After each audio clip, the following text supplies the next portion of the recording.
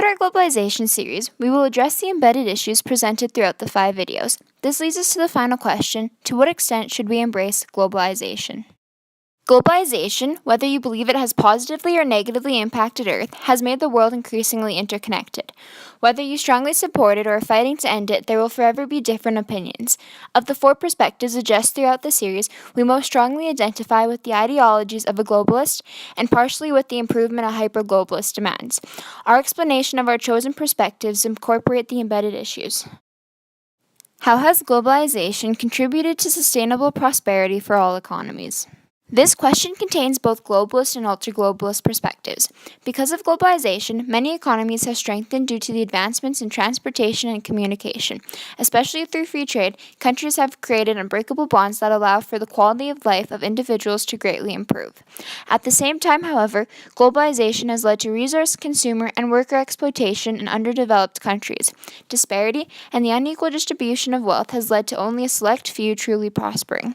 As globalists, we believe that in comparison, many more nations have thrived compared to those that have suffered and would say prosperity has been achieved. As ultra-globalists, we believe exploitation must be eliminated before prosperity is obtainable. To what extent does globalization shape an individual's identity? We believe that globalization shapes identity to a great extent. Over the centuries, many nations have developed into pluralistic societies where religion and culture are embraced.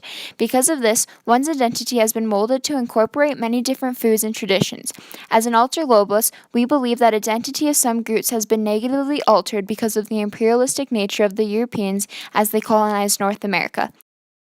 How has imperialism influenced political, social, and economic realities? To summarize our opinion, imperialism has had a positive impact politically as modern governments developed into the mindset to strive to achieve interconnectedness and trade possibilities with other nations. Socially, imperialism has had both positive and negative effects. Although imperialism once eliminated culture, which negatively impacted the lives of many, modern individuals now embrace diversity. Economically, imperialism has led to the positive global exchange of goods, which strengthens economies. We also believe that a negative impact of imperialism is the exploitation in global South economies that can't be ignored. How should we respond to the legacies of historical globalization? We believe that we should both accept and learn from the mistakes of our historical legacies. An important legacy that directs us on the right path for the future is women's rights. This legacy is a positive impression that all modern societies should embrace, despite some that refuse to consider women equal. From legacies such as the assimilation of First Nations, we must learn to accept the uniqueness of others and realize the destructive impact actions can have on various groups. To what extent do different economic principles influence economies? Various economic principles such as common good and consumer sovereignty influence economies to a great extent. As globalists, we believe that the motive of profit is the driving force of capitalism and creates prosperity on a global scale.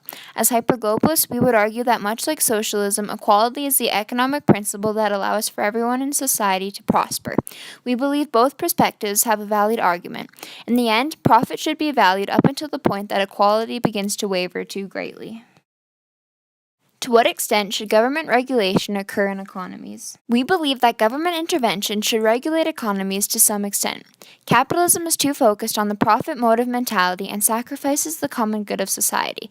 However, we believe that socialism doesn't allow for the growth of an economy as much as capitalism does. Economies supporting our perspectives should be mixed. In a country such as Canada, government intervention allows for public health care and transportation, but it doesn't suppress one's ability to profit off trade. This is the most efficient economic system. How have economic decisions and policies established after World War II contributed to globalization? Various policies such as the World Trade Organization and International Monetary Fund established after the Bretton Woods Agreement have both pros and cons. We believe that these establishments were the main financial aid to help economies recover after the war. Presently, these institutions still support nations globally, however sometimes leave developing or war-torn countries in the dark. How can individuals, governments, and corporations choose to respond to globalization? The responsibility of individuals, corporations, and governments greatly impacts prosperity and a sustainable environment. We believe that at the moment, corporations and individuals could be doing a better job to eliminate waste and exploitation. Although there have been boycotts and protests for change against multinational corporations, little impactful change has occurred. People are still using more resources than they can replenish, and only few are truly prospering. governments, we believe, could be causing greater impacts to reduce climate change and impose tougher regulations on corporations. In response to the final question, we believe that as long as changes are made to end exploitation and disparity, globalization should be embraced to a strong extent.